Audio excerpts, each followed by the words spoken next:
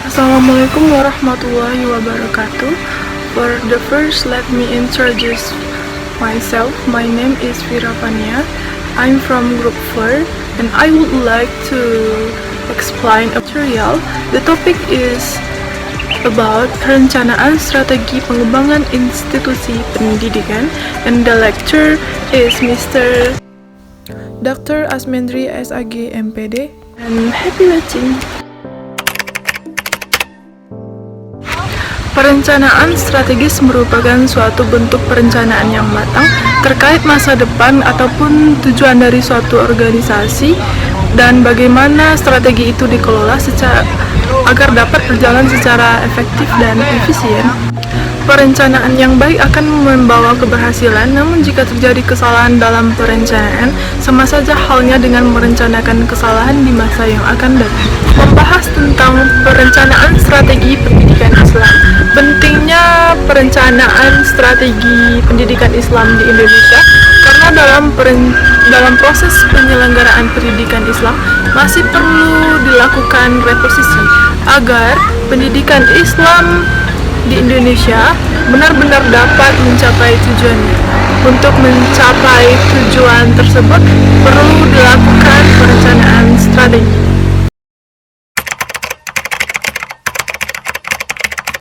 Berikut mengenai penggunaan dan penerapan perencanaan strategis, dimulai dengan mengidentifikasi isu-isu krusial. Isu-isu krusial strategis merupakan kondisi yang dampaknya signifikan bagi daerah, yang bersifat penting, mendesak, mendasar, dan berjangka panjang. Yang kedua, membentangkan visi dan misi.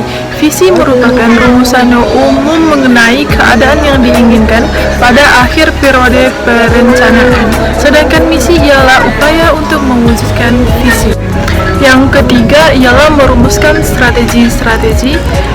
Merumuskan strategi ialah pernyataan yang menjelaskan bagaimana tujuan dan sasaran akan dicapai. Dan yang keempat ialah membentangkan rencana implementasi dengan menentukan aktivitas-aktivitas implementasiannya. Dan yang terakhir ialah evaluasi strategi. Mengevaluasi untuk memperkecil kelemahan dan menghadapi tantangan. Berikutnya mengenai model penyusunan perencanaan strategis. Model penyusunan perencanaan strategis terbagi menjadi 4. Yang pertama yaitu model komprehensif, digunakan untuk menganalisis perubahan-perubahan dalam sistem pendidikan secara keseluruhan. Yang kedua yaitu model target setting, diperlukan dalam upaya melaksanakan proyeksi ataupun memperkirakan tingkat perkembangan dalam kurun waktu tertentu. Ketiga ialah model costing dan keefektifan biaya, digunakan untuk menganalisis proyek-proyek dalam kriteria efisien dan keefektivitasan ekonomis. Dan yang terakhir ialah PPBS. PPBS adalah Planning, Programming, and Budgeting System. Proses dan tahapan Renstra.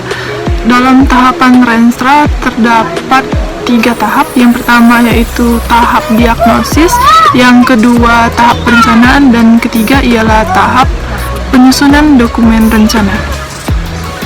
Langkah-langkah dalam penyusunan rencana strategi.